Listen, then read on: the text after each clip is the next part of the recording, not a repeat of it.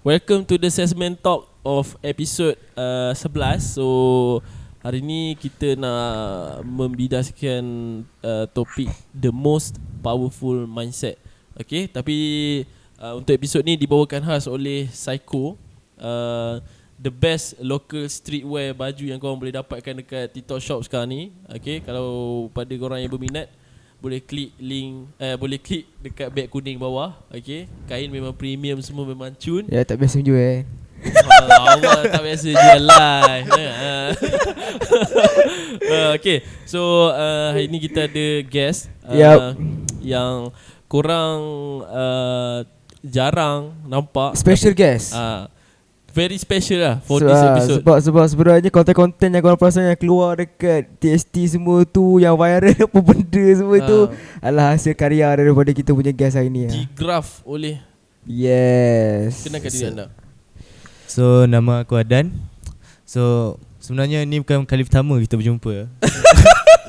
Sebab saya daripada episod 1 sampai sekarang episod 11, saya lah orangnya yang memproduce tulang belakang lah, yang berada di belakang takbir anda.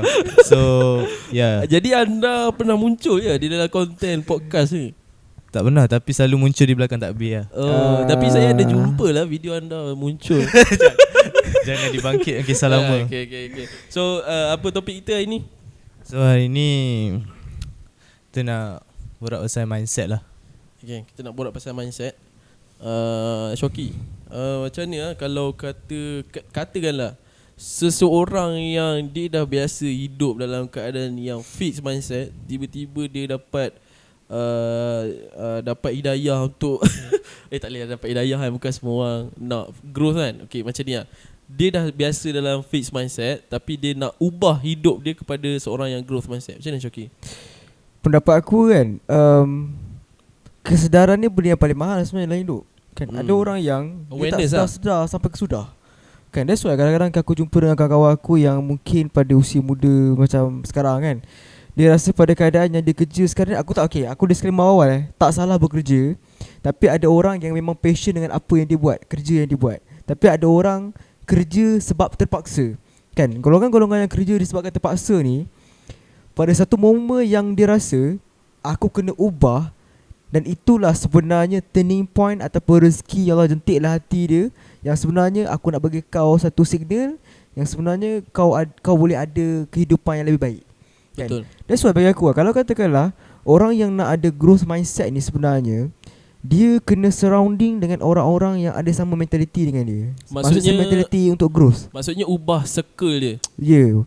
Kadang-kadang orang cakap kan, circle ni kawan-kawan ni kawan je lah dengan siapa pun. Tapi sebenarnya dia tak ada, dia bukanlah istilah select, tapi kita boleh kawan dengan semua orang, tapi kita kena spend more time dengan orang yang ada sama mentality dengan kita. Sebab aku ada experience kawan aku yang dia kerja kilang, dan dia surround dengan orang-orang yang tak pernah support pun apa benda baru yang dia nak buat. Contohlah dia buat something news, yang dia buat kerja, dia buat bisnes apa semua, kata dah belagak sekarang, baru buat bisnes sikit dah. Betul. Dah nak bajet-bajet apa semua kan. Maksudnya kalau kita keep on kawan dengan orang-orang yang macam tu, at the end kita akan exhausted dan kita akan duduk dalam tu dan kita tak akan grow. Betul. Dia orang ni yang akan pull kita down balik dekat mana kita ada.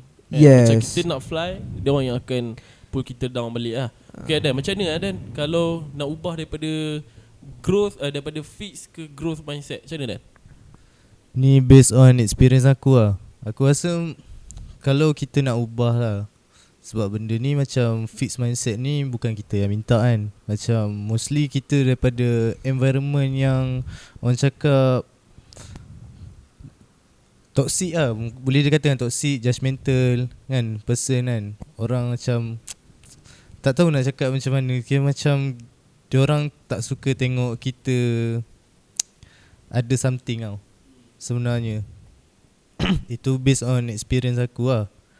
So cara untuk kita keluar kan daripada, macam dulu aku, lifestyle aku mostly memang melepak, main game. Memang tak ada tak sisi je. Bukan tak sisi. Tak sisi. Nah, yang open. Bukanlah tak sisi. Macam kalau macam malam tu aktiviti aku banyak habiskan masa aku banyak kat benda-benda yang tak berfaedah lah. So faham. macam tak ada apa proses, tak ada progress dalam hidup lah. Faham. So macam cara dia untuk kita keluar memang kena tukar environment lah. Mungkin keluar daripada kawasan yang kita duduk tu kan. So macam tu lah cara aku ada growing so mindset. maksudnya turning point hang bermula dekat mana Dan? Maksudnya tiba-tiba rasa macam tanam kita tengah lepak tu macam ish, aku ni macam tak kena yang macam tu tak apa. Macam mana boleh dapat start daripada KV lagi sebenarnya. Macam after habis after habis KV tu kan, aku macam terapung cari kerja tak dapat semua dekat Ipoh kan. Sama kat Ipoh ni memang boleh dikatakan kompetitor untuk bekerja tu ramai lah sebenarnya. Memang tak ada peluang pekerjaan. So masa tu aku rasa macam wish, tak ada apa benda tu nak buat kat sini kan. Apa benda aku nak buat kan. Last aku fikir kan, aku try je lah aku nak kerja kat KL. Aku apply. Lepas tu dalam 4-5 bulan lepas tu aku dapat lah kerja. And then dari situ aku berhijrah. Maksudnya hang dapat tukar tu daripada hang tukar punya environment dan circle hang. Yes. So jadi mostly hang punya point similar lah, dekat dengan Syauqi punya point lah. Aku cuba bagi pendapat aku, tapi daripada aspek dan sudut yang berbeza lah. Kalau ikut buah pemikiran aku kan, ikut pemikiran aku, seseorang yang fixed mindset, untuk dia ubah kepada growth mindset, dia tak boleh 360 degree ubah. Sebab bagi aku konsep ubah 360 darjah ni end up dia akan berada balik dekat tempat yang sama. Betul. Sebab apa dia akan ada dekat tempat yang sama? Sebab masa dia dekat fixed mindset, dia terlalu mencuba nak ubah kan. Setiap hari dia buat. Lama-lama dia akan burn out. Dan dia akan ada balik dekat tempat yang sama. So betul. Macam kan dapat relate tak? That's why aku macam pendapat aku lah, kita tak perlu pun nak ubah semua benda terlalu drastik. Just buat satu habit baru dan kita keep on consistent benda yang tu pun dah okey dah sebenarnya kan. Betul. Sebab kadang benda yang kadang-kadang kita nampak benda yang kecil tu sebenarnya mengubah banyak benda. Betul. Kan sometimes kita nak ubah semua benda and then kita exhausted, dah tak buat. Betul. Kan, tapi kalau kita just fokus on aku nak ubah benda ni je. Every morning aku nak bangun sebelum subuh contoh. Kan keep on buat benda tu at the end kita akan rasa macam oh benda ni bagus lah untuk life aku apa semua. Perubahan tu, kebaikan tu diri sendiri yang akan rasa lah bagi aku macam tu lah. Betul, sebab kita dah develop benda tu lama. Lagipun kita sendiri pun kadang tak tahu yang kita ni betul ke apa aku buat ni. Tama-tama macam masa aku nak pindah KL tu umur aku 18 lagi. Umur 18, 19. Memang range orang cakap BBNU lah. Memang baru-baru nak up kan. So macam kita pun tak tahu apa benda kita buat tu betul ke tak, apa yang orang sekeliling kita buat betul ke tak. Kita banyak attract dengan orang sekeliling. Bukan nak salahkan orang sekeliling, tapi disebabkan environment tu kita diabsorb sekali kat dalam diri kita. Sebab tu macam aku cakap tadi kan, konsep ubah yang terlalu drastik 360 darjah ni bagi aku tak boleh pakai. Kita boleh pakai 180. Contoh 180 mula-mula kita ubah sikit. Lama-lama kita akan ubah lah. Macam Syauqi cakap tadi kan, kita kena tukar habit. Kena kenal pasti habit apa yang consume dia banyak masa dia, banyak consume dia punya fokus kan. Contoh macam gaming addicted kan. Betul. Dia terlalu addicted dengan gaming kan. So dia banyak consume masa, banyak consume dia punya fokus. Jadi benda tu yang akan buat dia jadi tak function lah kan. So bagi aku cerita pasal habit kan, sebenarnya habit ni bukanlah benda yang ada sejak asal tau. Sebab apa, kita dilahirkan, kita manusia dilahirkan fitrah. Maksudnya kita memang tak ada habit apa semua. Bila kita dah besar, ada orang habit dia macam ni, ada orang habit dia macam ni kan. Sebenarnya habit tu terbina. Satu cerita tentang habit, kalau pernah baca buku The Power of Habit kot, tak silap aku buku tu, dia menceritakan macam mana satu habit tu terjadi. Sebagai contoh mungkin orang terfikir sebenarnya gosok gigi tu adalah norma ataupun benda yang menjadi benda yang kita lahir-lahir memang kita dah gosok gigi. Tak. Sebenarnya gosok gigi ni adalah satu habit yang dicipta. Yang mencipta habit gosok gigi sendiri adalah orang yang mencipta ubat gigi. Betul, setuju. Something interesting pasal habit yang Shoki share ni kan. Orang yang create habit tu sebenarnya dia jual produk tu kan. Yes. Ada satu lagi produk. Saya tahu apa? Apa? Cereal. Dia yang create, Okay. dia yang normalisasikan. Bangun pagi kita mesti kena breakfast kan. Kita kalau diet ke apa ke mesti kena breakfast. Sebab apa kena breakfast? Sebab kena beli produk dia dulu. Betul. Sebab bila aku dapati, maksudnya zaman-zaman dulu sebelum orang yang mencipta habit tu buat produk ubat gigi apa semua tu, sebelum tu orang tak menjadikan gosok gigi bangun pagi ni sebagai habit. Tapi along the way, sejak daripada dia start cipta habit menggosok gigi tu menggunakan ubat sekian-sekian ubat gigi tu, kita sampai sekarang, kita besar bangun pagi je kita akan gosok gigi. Sebab produk tu, habit tu dicipta oleh orang yang mencipta produk tu. That's how powerfulnya orang tu penetrate market. Kan? Jadi kita nampak kadang-kadang betul kadang-kadang asal lah nak minum tenaga sikit, kena Milo contoh kan. Padahal belum tentu. Sebenarnya yang bagi tenaga tu bukan Milo tu, sebenarnya gula tu. Yes. Gula kan? tu yang create tenaga. Gula tu yang create tenaga sebenarnya. Tapi mentaliti orang, aku badan tak sedap sikit, kena minum Milo sikit. Minum extra jos. Sebenarnya kadang benda tu habit yang kita dah pasak dalam mind kita. Dan benda tu yang menjadikan kita macam benda ni kalau macam ni akan jadi habit kan. Habit, contohlah habit nak dicipta sebenarnya. Dalam buku tu cerita kan, ada satu kes ni, seorang orang tua ni, dia ada masalah mental. Maksudnya dia memang tak ingat apa-apa dia punya life. Tapi pada satu hari tu, dia hilang daripada hospital. Dia balik ke rumah dia. Ikutkan logik, sebagai seorang yang hilang ingatan, dia tak boleh balik rumah dia. Maksudnya dia tak ingat apa-apa. Tapi macam mana dia boleh sampai kat rumah dia? Sebab itulah habit dia selama berpuluh-puluh tahun guna jalan yang sama. Bermaksud walaupun mind dia tak ingat, tapi habit tu tercipta, dia still boleh balik rumah dia. So dia unconsciously dia remember jalan tu. Dia remember jalan tu. Walaupun ikut doktor kata dia ni tak boleh ingat apa-apa lah, bla bla bla apa semua kan. Tapi disebabkan habit tu tercipta berpuluh tahun, dia still boleh balik rumah dia tanpa perlu ingat pun jalan rumah tu. Sama juga masa kita bawa kereta kan. Pada awal kita bawa kereta, kita tekan minyak tu, kita macam nak tekan minyak apa semua kan. Tapi long the way kita macam dah jadikan benda tu habit. Tanpa otak kita berfikir pun, kita boleh bawa kereta tu. Betul. That's the powerful of habit lah. Macam habit ni kan, contoh apa contoh habit yang hang rasa untuk seseorang yang daripada fixed mindset ni dia nak ubah kepada growth mindset? Apa habit yang dia kena tukar dan? Bagi aku disiplin lah. Disiplin kira habit Dia kena pupuk disiplin lah. Aku rasa disiplin. Tapi start daripada benda kecil lah. Macam hang cakap tadi, kita tak boleh nak ubah 100%. Pegang. Okay, so macam disiplin ni kan, aku rasa kita kena start daripada benda yang kecil dulu lah. Sebab kalau kita nak ubah satu persatu memang pening kan. Banyak benda. Disiplin ni merangkumi banyak perkara lah. Contoh macam bangun pagi, solat subuh, semua kan, makan makanan yang healthy dan sebagainya. Tapi start dengan benda yang kita mampu buat dulu. Contoh macam sebelum ni selalu tidur lambat semua, start tidur awal kan. Benda itu ni sebenarnya sebenarnya kan, masa mula-mula aku nak berubah kan, semua kan, aku start pada tu dulu lah. Tapi mula-mula memang susah. Sebab aku dah develop tidur lambat ni memang dah bertahun lamanya. Betul tu.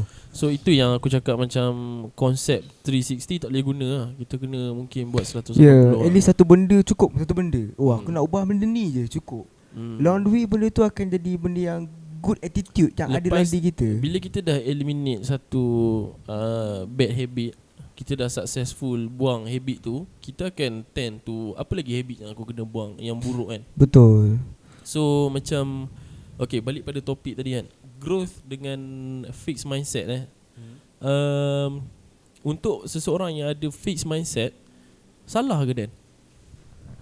Kalau dia pilih untuk menjadi fixed mindset, tak salah. Tapi kalau dia nak grow, tapi dia still lagi nak hidup dalam balance life lah, balance lifestyle kan. Ada masa cuti 2 hari, lepas tu nak 8-5 kan, kerja 8-5, 9-5 macam tu. Aku rasa macam tak sesuai lah kalau untuk orang yang nak do something in life. Contoh macam business apa semua. tak suitable lah. So memetik Shoki punya episod lepas lah. Shoki ada cakap pasal apa ni, yang 85 tu kan. Kalau kita nak, contoh dia nak lebih income, dalam masa yang sama dia tak ada tambah value, macam unfair lah untuk company tu bagi dia lebih. Faham tak? Untuk company tu bagi dia bayaran lebih. So tak fair lah kan? Betul, setuju. Sebab macam kalau kau nak lebih, kau kena tunjuk lah effort kau, betul tak? Macam value kau tu, apa yang kau boleh bagi dekat certain company, apa yang kau ada.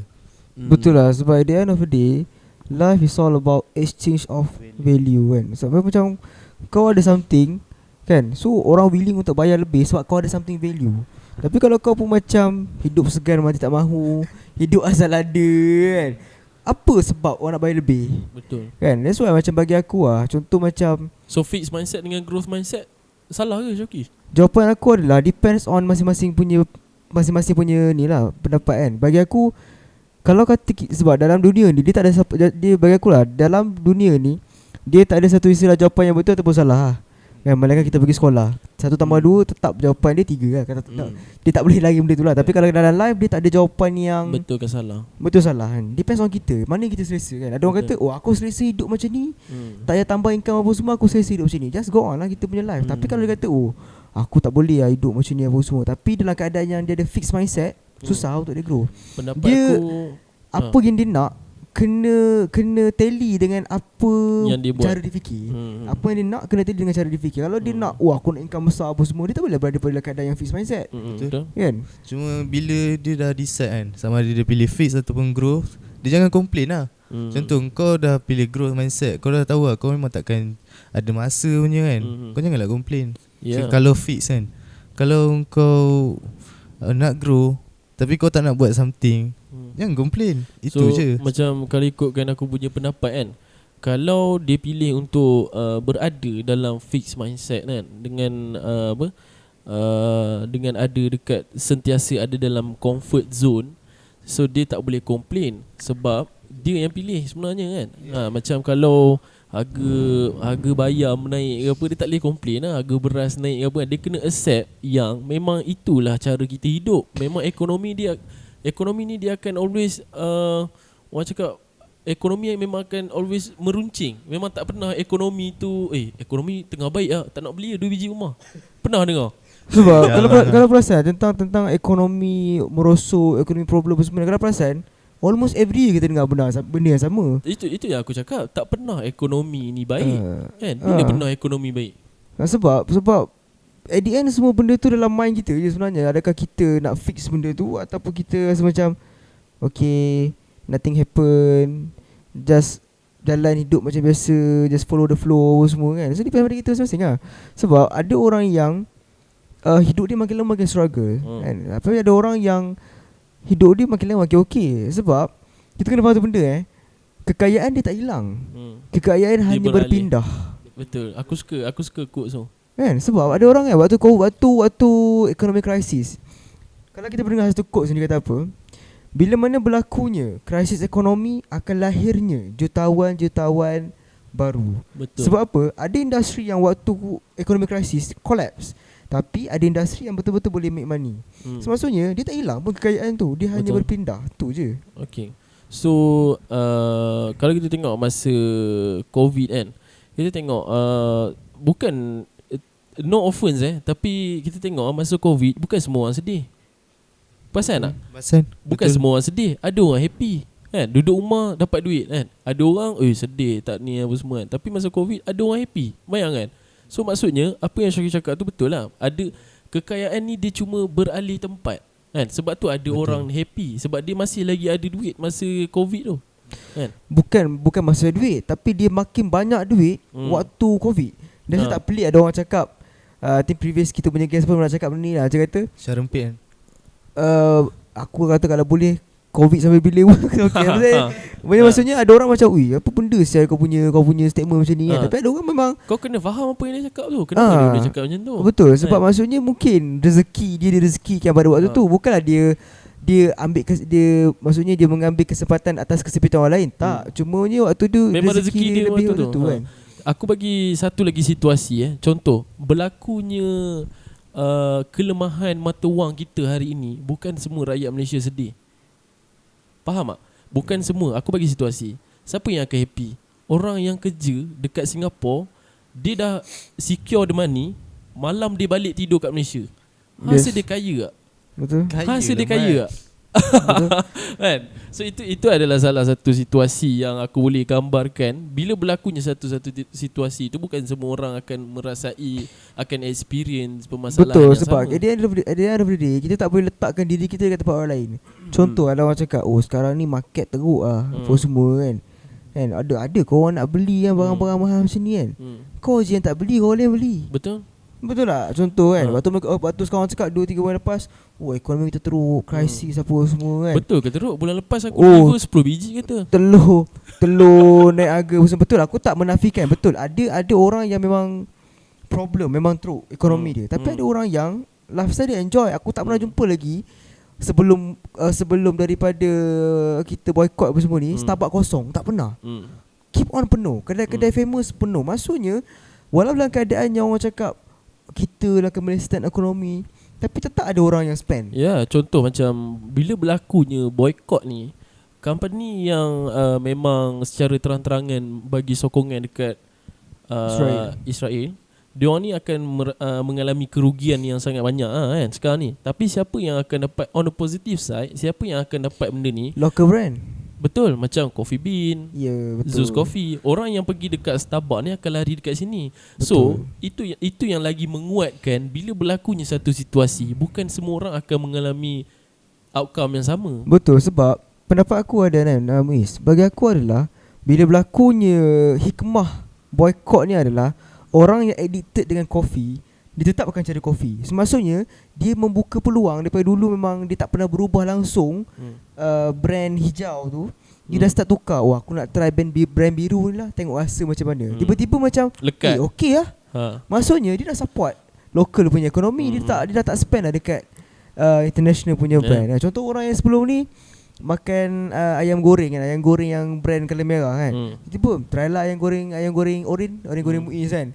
Okey sedap lah. Dia tak beli lepas tu. Maksudnya long the way bila berlakunya macam ni, ekonomi dalam cycle ekonomi tu berlaku, putaran duit dalam negara saja, tak keluar. So bila putaran duit berlaku dalam negara saja, ekonomi negara makin lama makin bagus lah. It's a good thing lah sebenarnya kan. Macam setiap benda yang berlaku ada hikmahnya lah. Macam COVID tu pun aku tengok memang banyak business run lah. Even macam masa aku pernah alami kan, macam dulu aku masih work kat KL semua, kerja kan, semua memang work from home semua lah. So memang tak boleh nak keluar. So diorang ada buat satu group WhatsApp ni, memang function gila. Tentu bulan puasa diorang buat bazar bazar online. Serius memang function gila lah. So memang kalau nak order good things for a small company lah. Kalau nak order nasi kerabu ke apa, memang macam kita kat bazar, kita je pilih semua tempah je. So dia ada list nama lah, letak nama, nombor semua. Untuk company, untuk kedai besar dia rugi lah masa tu, orang tak keluar. Tapi untuk small business owner, jackpot lah masa tu. Tu lah, masa tu memang sampai aku nak tempah macam nasi kerabu apa kan.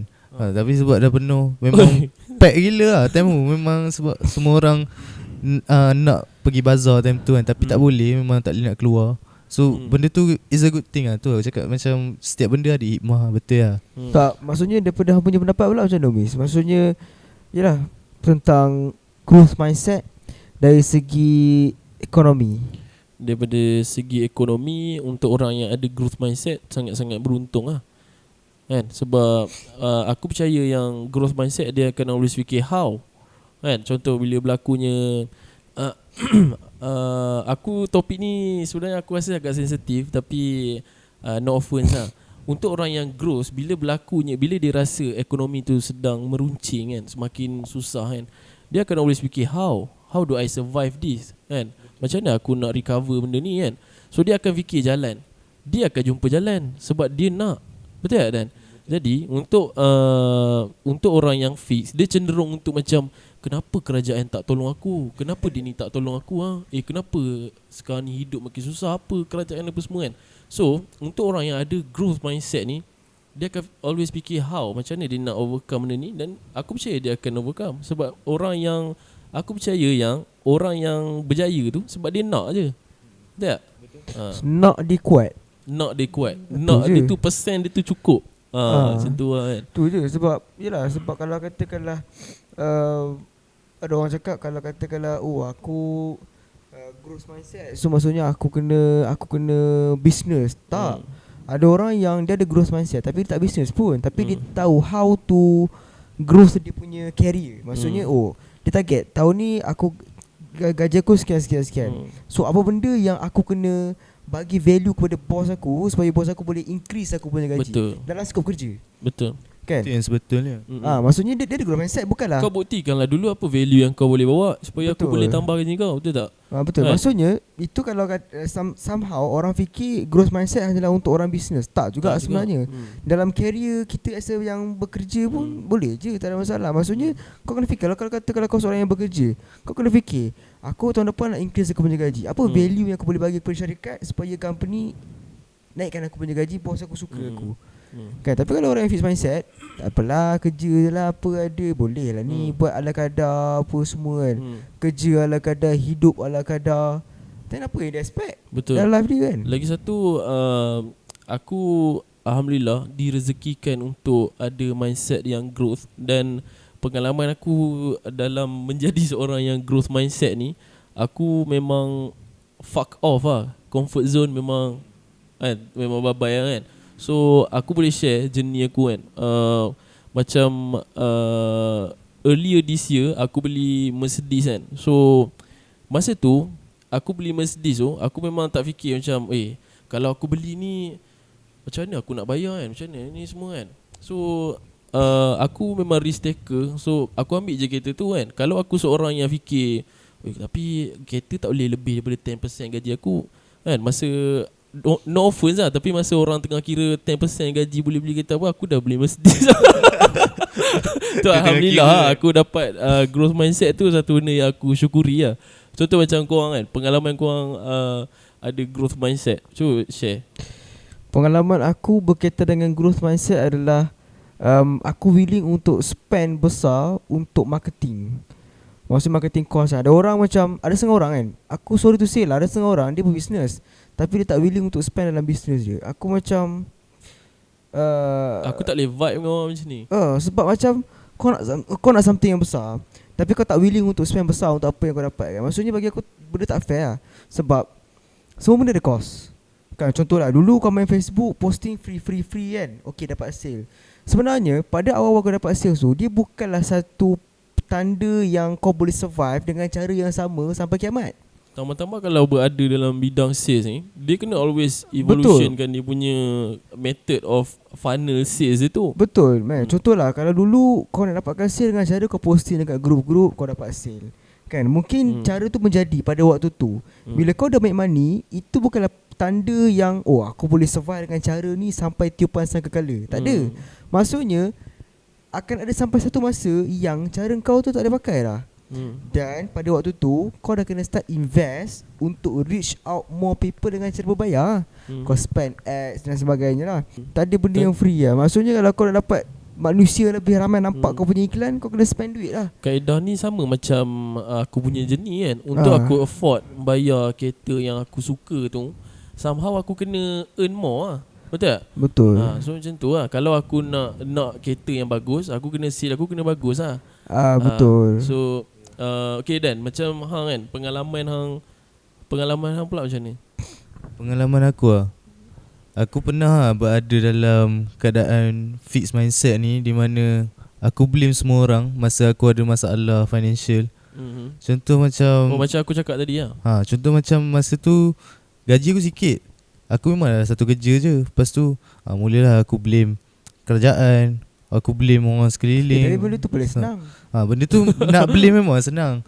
So salah orang lah. Salah orang settle.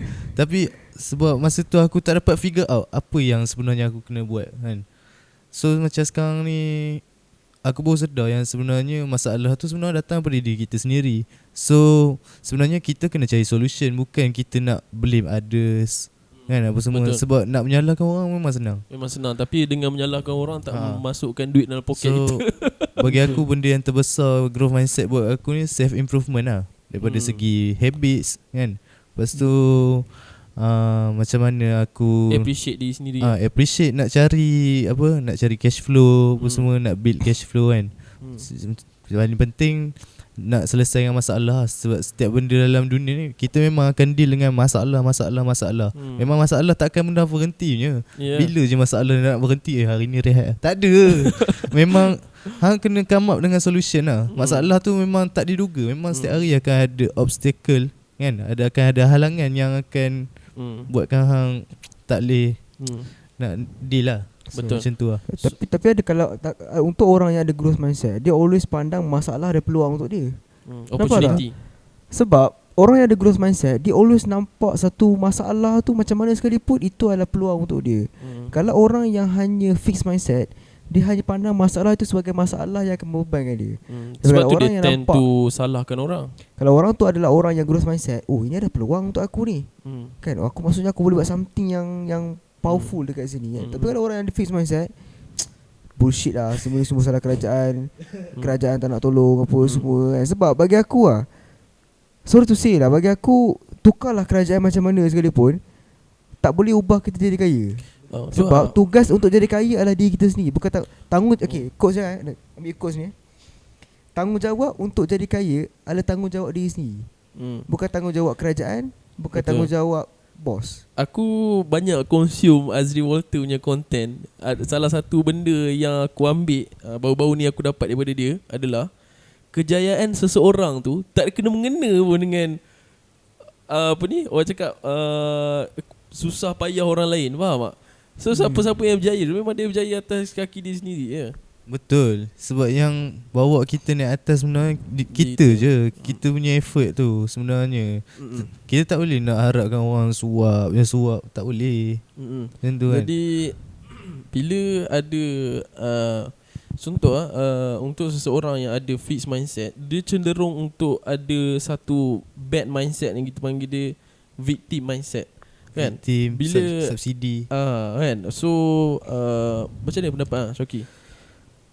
Cakap pasal victim mindset ni, so benda ni ya dalam kenalan ke siapa kawan kita sekolah dulu ke mana-mana pun ada orang jadi macam ni. At the end dia akan cakap, oh aku semua nak kenakan akulah mangsa keadaan apa semua. Sebenarnya tak ada siapa yang ingat kau pun.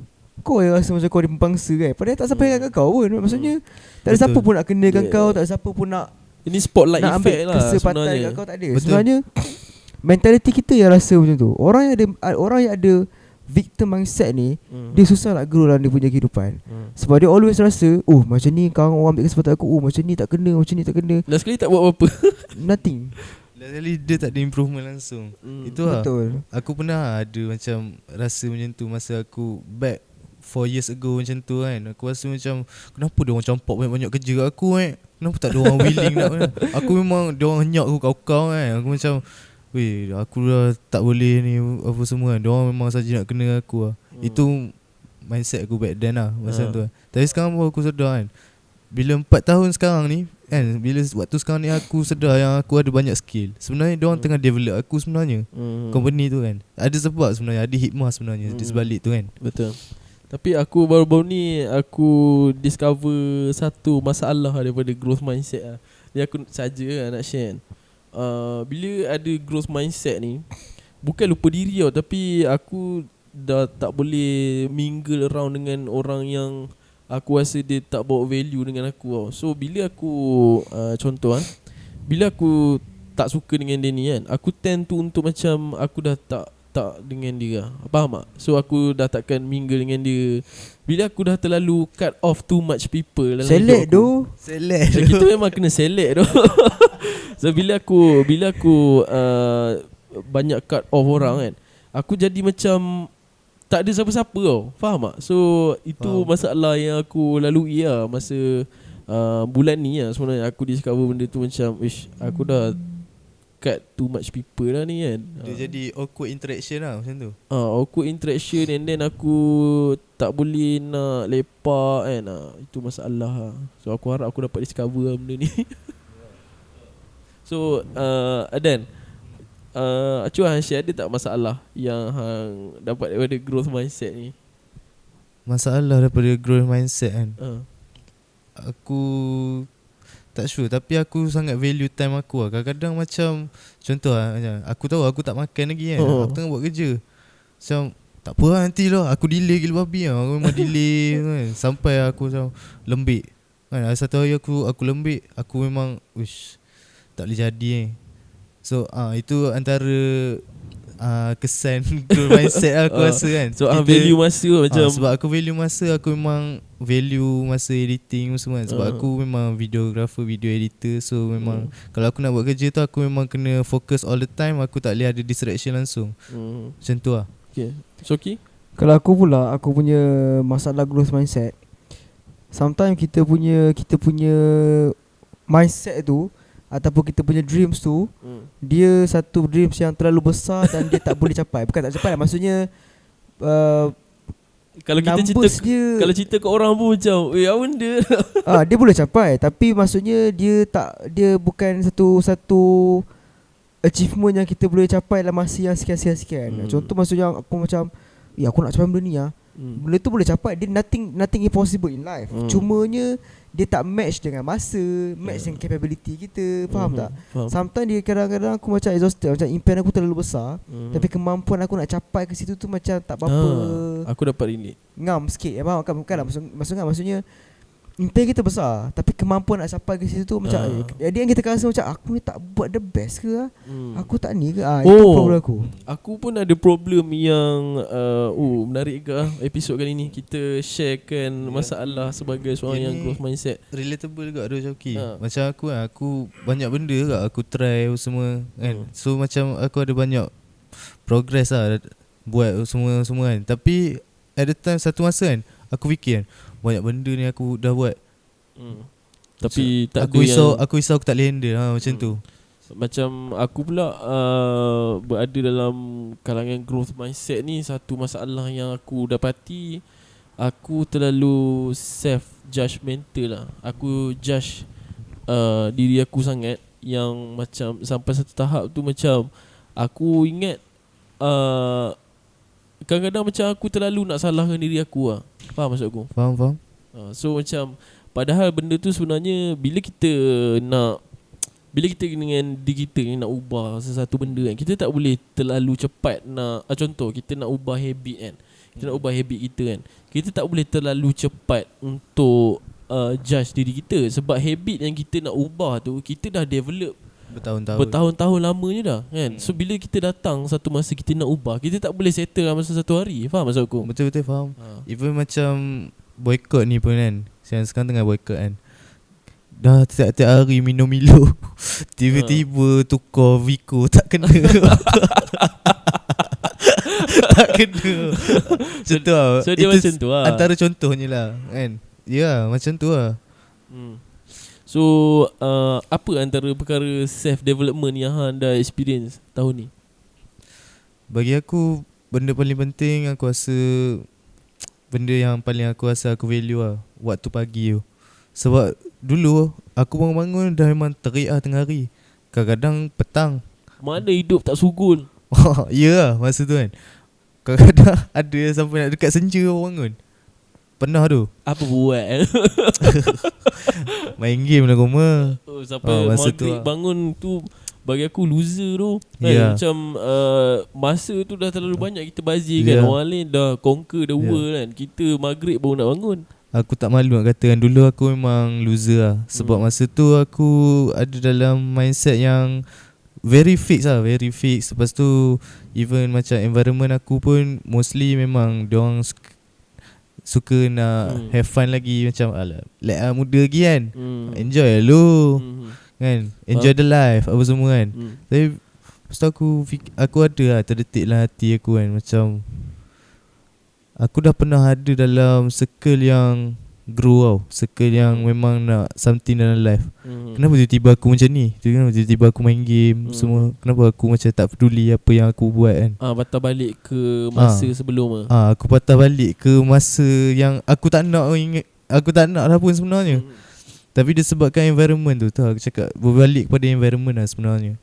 So macam berada dalam growth mindset ni, kita tend to self development diri kita kan. Okay, macam Syauqi kan, boleh share tak apa benda yang dah punya journey dalam self development diri yang? Pertama sekali antara perubahan terbesar dalam diri aku yang aku ubah adalah aku ada habit membaca. Sebab dulu aku adalah orang yang tak suka membaca. Aku benda yang paling aku benci adalah membaca.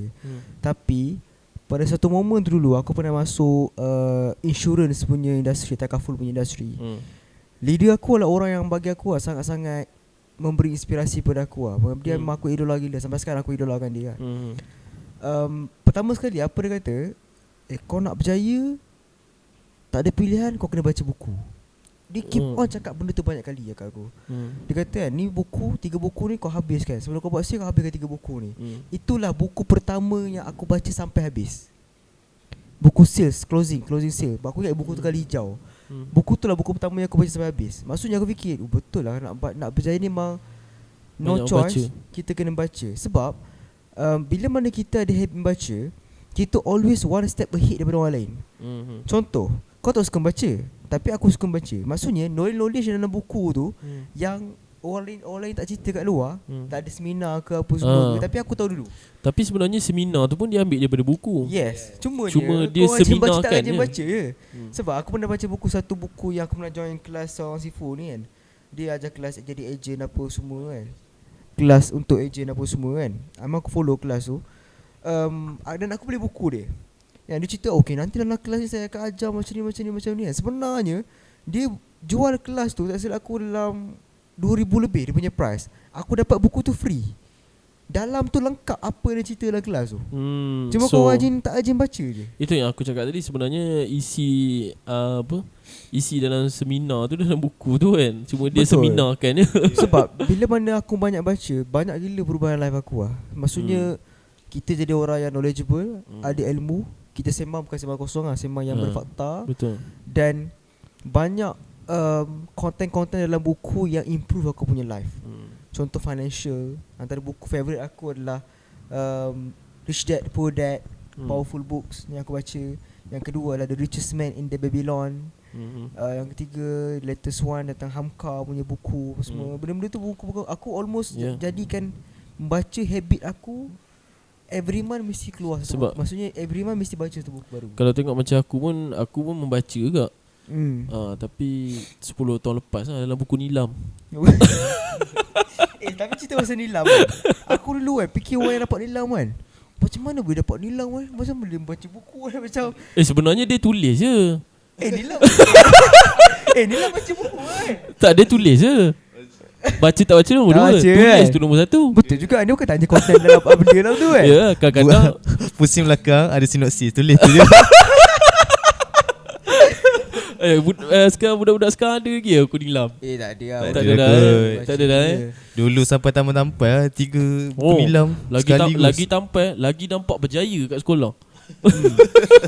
Tapi tu sebab kalau zaman-zaman sekolah dulu, kau nak jadi ulat buku ni kau segan. Kau rajin baca ni kau cakap dia ni poyo ulat buku. Tapi bila kau dah besar, aku tak rasa yang baca tu sebagai seorang yang ulat buku Walaupun kita banyak baca, tapi kita style kan tak adalah macam pakai sebab mata gelap, pakai sebab mata tebal, ngam-ngam mata, pakai baju dasar dalam. Tak ada sebenarnya kan. Sekarang orang macam ni orang cakap dia budak ulat buku ni, baca buku. Jadi ulat buku yang style. Tahu kan? Tak baca buku. Ya. Apa lagi kita nak bidaskan? Sebab bagi aku adalah growth mindset benda yang sangat powerful. Kalau orang yang tak ada growth mindset, susah untuk dia handle. Itu something yang aku syukuri sampai sekarang growth mindset. Bagi aku start daripada kita cari knowledge Tak kisah apa pun, membaca ke tengok video sebab ada setengah orang dia suka, dia nak belajar something daripada membaca. Ada setengah orang dia daripada melihat. Aku tak judge orang yang tak baca Cuma sebab cara dia dapat content tu beza-beza. Cuma share macam mana dapat. Cuma aku always aku punya prinsip adalah orang yang membaca dia always one step ahead daripada orang yang tak baca. Betul. Sebab bagi aku knowledge is power lah sebenarnya. Yeah.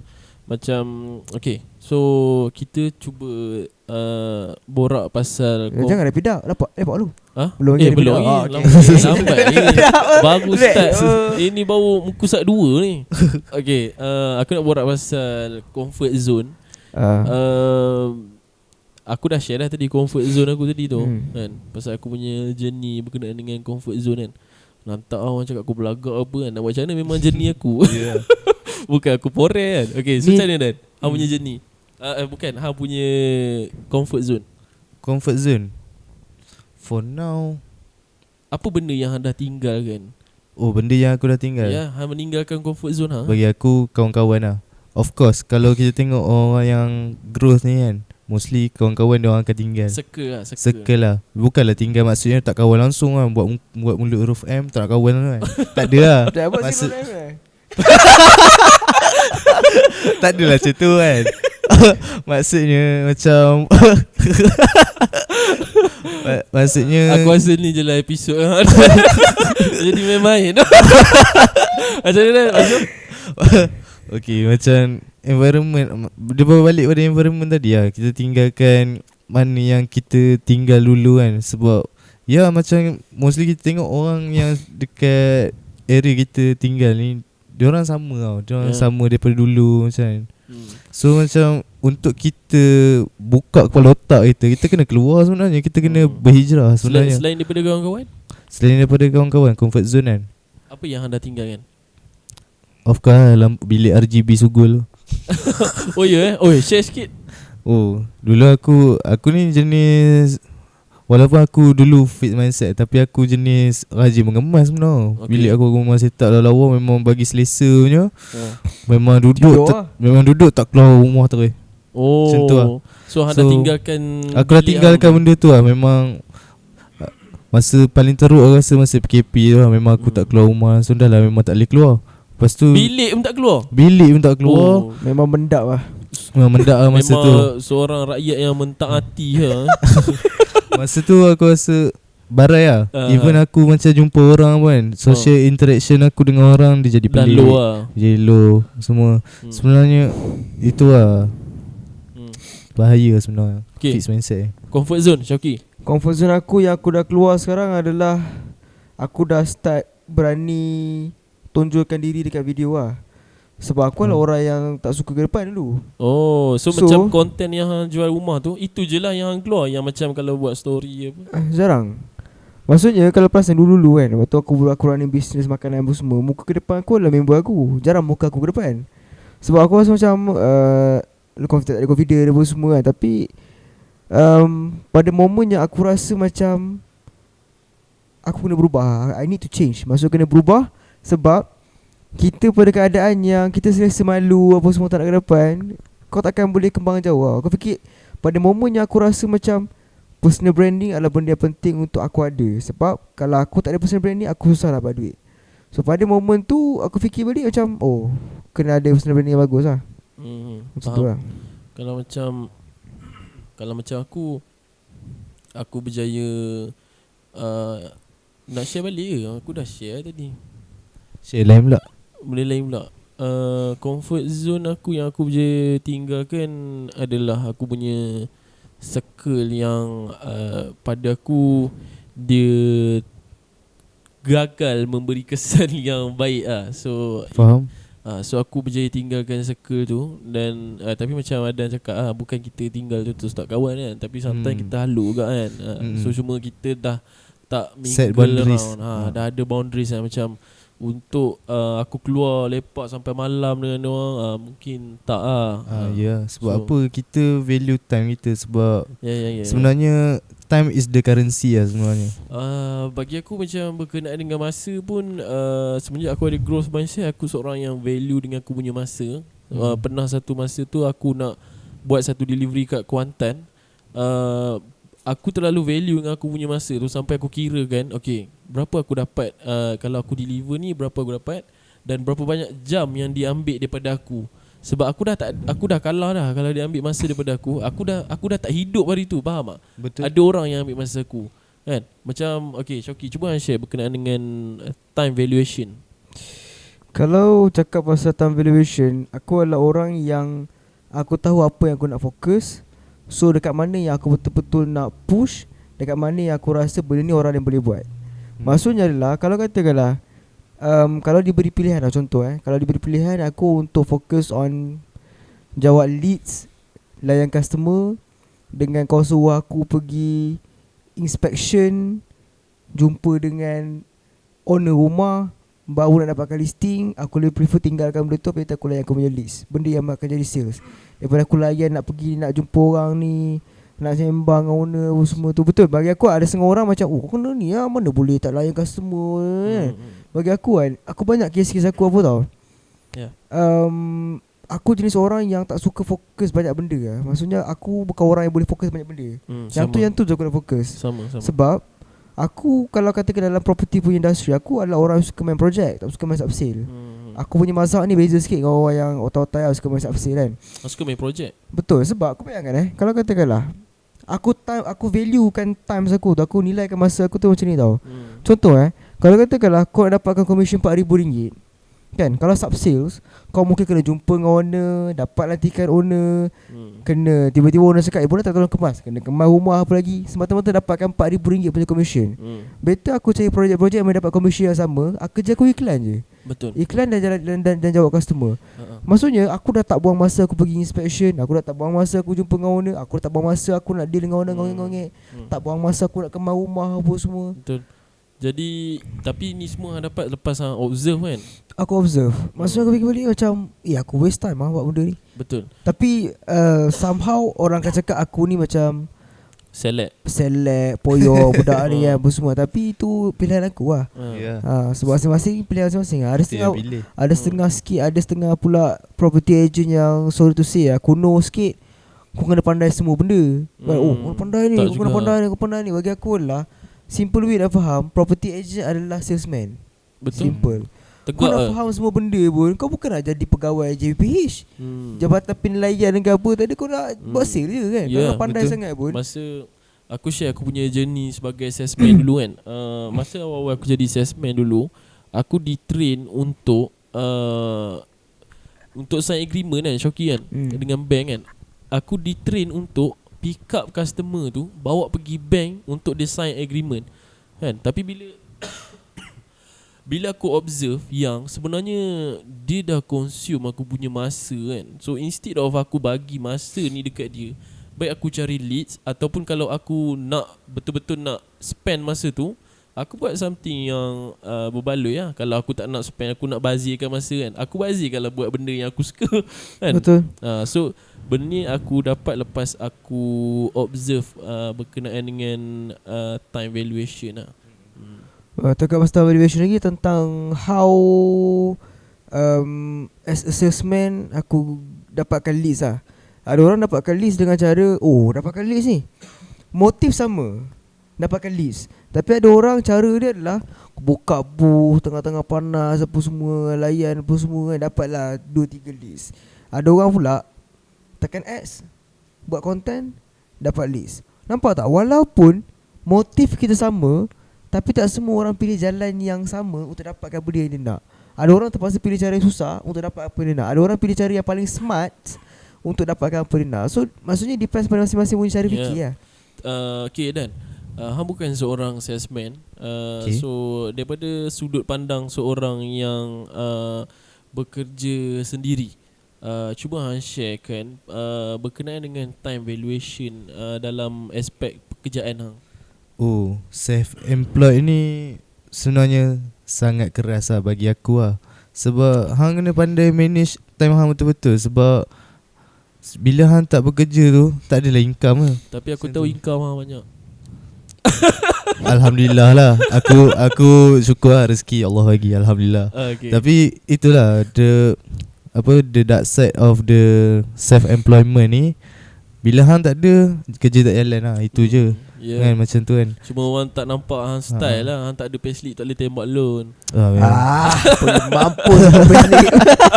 Itu biasa lah kan. So macam kalau macam aku self-employment ni, aku boleh decide aku sebenarnya pekerjaan aku sebenarnya freelancer lah. So aku buat banyak benda lah sebenarnya.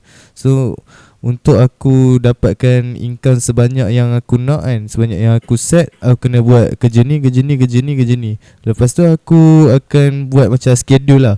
So macam okay, masa pagi ni pukul 9 macam tu aku buat kerja ni sekian. Lepas tu petang pula aku buat kerja ni sekian. So macam tu aku manage. Dulu aku tak ada benda ni, and then aku burn out lah. Ya, macam maksudnya tu. kena ada self-discipline lah. Self-discipline. Betul lah, sama juga macam aku pun. Macam malam-malam sebelum tidur ataupun awal pagi besok, aku akan start check aku punya kalender, apa aktiviti aku. Sometime memang akan termiss jugalah. Dan mungkin program-program yang aku terlupa semua. Tapi kalau daily punya attitude, daily punya routine, memang aku ada take note lah aku punya kalender lah. Contoh jawab list, follow up klien lah. Benda-benda tu memang ada dalam aku punya rutin harian lah. Bila hang start ada growth mindset? Aku rasa start daripada waktu umur aku 17-18 kot. Lama awal Awal. Jadi hang start awal ada growth mindset. Apa okay, untuk develop disiplin tu bukan satu benda yang susah. Cuba share. Okay, kalau katakanlah about develop disiplin ni, aku adalah orang yang boleh disiplin, hilang disiplin. Boleh disiplin, hilang disiplin. Tapi aku punya mentality simple je. Walaupun kita hilang disiplin sekalipun, walaupun kita dah jadi tak berdisiplin, kita kena keep on usaha juga untuk back on track balik. Jangan lost sampai bila-bila. Manusia normal lah, kadang kita akan rasa down, kita akan rasa macam lost kejap apa semua kan. Tapi kita kena balik semula kepada kita punya track, dan kita keep on fokus balik lah. Tu je lah solution dia. Sebab setengah orang memang dia boleh fokus, semua fokus gila kan. Bagi aku still ada kelemahan aku juga. Still ada loophole yang kena ni juga, fix juga berkaitan dengan aku punya self-discipline lah. Tapi secara generalnya aku adalah orang yang agak berdisiplin jugalah. Walaupun bukan dalam semua aspek. Contoh lah, ada setengah orang yang memang jadi sorry lah, bukan nak kutuk lah, macam mak terap kan. Mak terap sampai mak terap ni apa? Bukan bro, mak terap ni orang yang beruniform lah. Beruniform kan.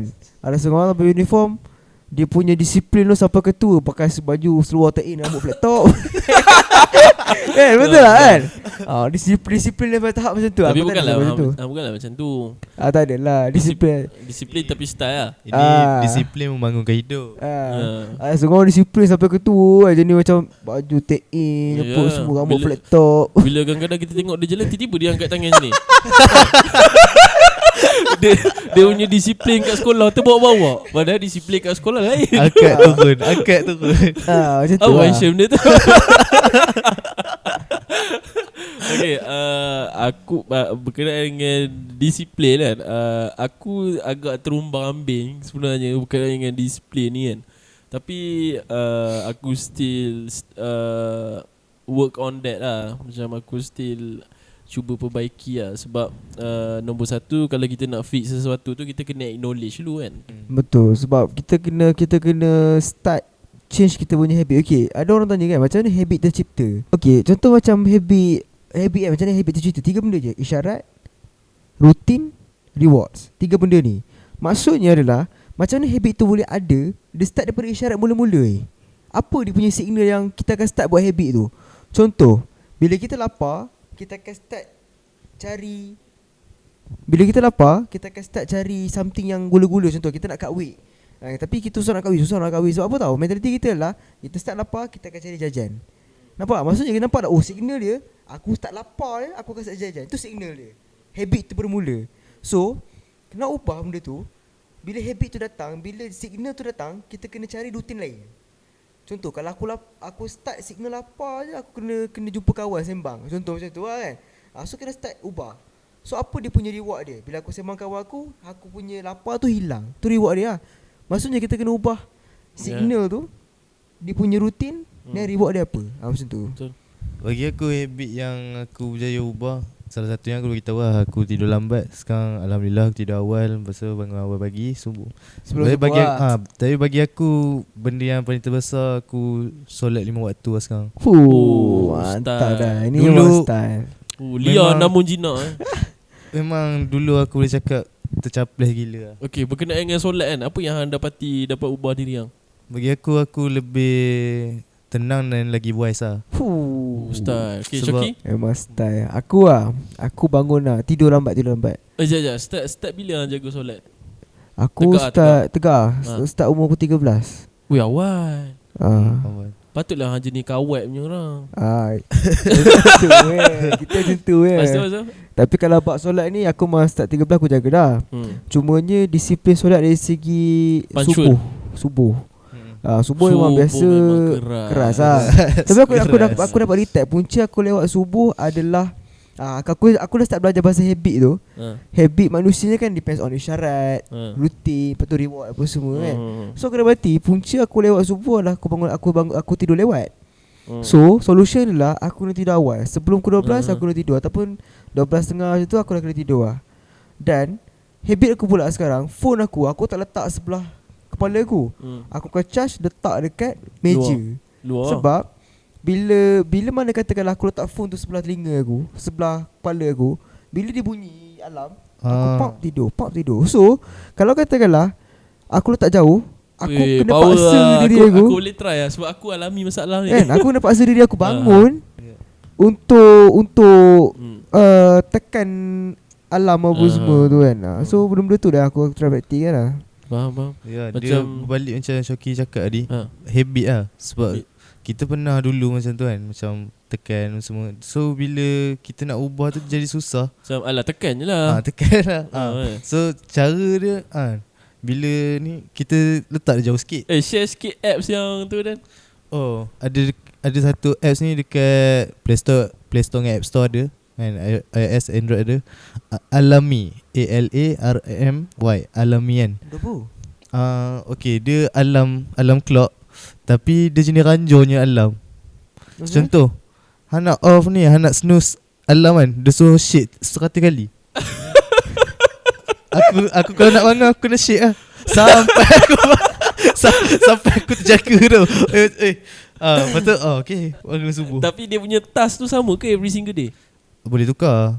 Ada yang dia suruh kau jalan, ada yang dia detect macam dia suruh bangun, ambil step. Kalau nak ni snooze alarm, kalau tak selagi tu dia tak berhenti mat, dia bising. Boleh try. Sebab bagi aku memang tidur mati juga ah. Tapi bukan kalau kata ni aku punya personal punya pengalaman lah. Beza kan kalau aku bangun lambat dengan bangun awal, hari aku tu jadi beza. Weh, ni power. Betul. Bila aku bangun awal, share lu. Okay, experience aku lah, kalau aku bangun awal, aku serius lah. Maksudnya pengalaman diri aku ni pun bukanlah setiap hari bangun awal juga. Ada masa kita capek juga, benda tu normal lah kan. Tapi bila momen aku bangun awal, kita bangun awal, solat subuh, tak tidur lepas subuh, pergi jogging apa semua tu, hari tu jadi fresh gila lah. Produktif. Aku rasa macam nice hari ni memang. Aku bangun pagi aku kan, everyday aku akan grade aku punya bangun pagi tu. Rutin ni kalau boleh aku boleh buat full semua. Maksudnya pagi aku tu kira grade A lah. Faham tak? Faham. Contohlah pagi tu aku bangun, contohlah sebelum subuh aku bangun, subuh dekat masjid, lepas tu tak tidur lepas subuh, benda semua tu kan. Lepas subuh pergi jogging apa semua tu kan. Lepas tu pergi kerja, maksudnya aku boleh grade akan aku punya pagi tu lah grade A punya. Short macam tu. Macam apa tadi rutin pagi Macam apa yang aku dapati okay lah, daripada start aku jaga solat kan. Aku start jaga solat, banyak yang aku kantoi subuh sebenarnya. So bila aku nak jaga subuh tu, aku kena jaga kualiti pagi tu kan. So aku kena bangun awal semua kan. Apa yang aku dapati, bila aku bangun pagi dan aku solat, aku jaga aku punya solat, apa yang aku dapati, aku jadi lagi energetic, lagi wise, lagi tenang. Lepas tu yang bestnya, bila kita bangun pagi, kita punya energy tu dah jalan, dah start di consume awal tau. So bila kita tengah hari tu kita jadi mengantuk. Dan Betul. bila ngantuk tu, ni lah power napping tu. Dekat sini dia punya function power napping tu kan. Apa pasal Dan aku selalu tidur macam pukul 2 tidur je kan. 2.20, 2.30 aku bangun kan. So itu power napping bagi aku lah. Bila dah habis power napping tu, and then aku boleh continue buat apa yang aku nak lah. Betul kan. Cuba share lagi. Apa lagi perkara? Macam bagi aku bangun pagi ni dia best. Sebab hang boleh set mood hang pada hari tu lah. Macam tu lah. Dia set the mood lah. Lepas tu banyak benda hang boleh settle awal pagi lah. Contoh hang dah bangun pukul 7 semua, hang dah exercise semua dah. Tapi kalau katakanlah kita yang betul-betul nak konsisten bangun pagi, bagi aku antara orang yang kita boleh ambil inspiration lah Alif Sata. Alif Sata yang sebab aku memang inspire gila dengan dia. Bangun pagi, jogging apa semua kan. Lepas tu baru mula kan kerja semua. Bagi aku nice lah. Itu kehidupan kalau kita boleh konsisten life macam tu sampai mati, bagi aku memang Power lah. Okay, so sampai situ je kita punya episode this time. Sekali lagi shout out Dan dekat ni. What up Shout out dekat ni Psycho. Shout out to Psycho Worldwide sebab sponsor kita orang. Baju yang sangat nice. Baju yang sangat nice ni apa semua. Boleh tekan beg kuning sekarang. Terbawa-bawa. Tak ada. Okay, so untuk korang yang jumpa baru jumpa account ni, baru jumpa content, kita dah run content for 11 episode. So untuk korang yang baru jumpa, leave a like, subscribe and share your thoughts below. Ciao. Right, ciao. Right.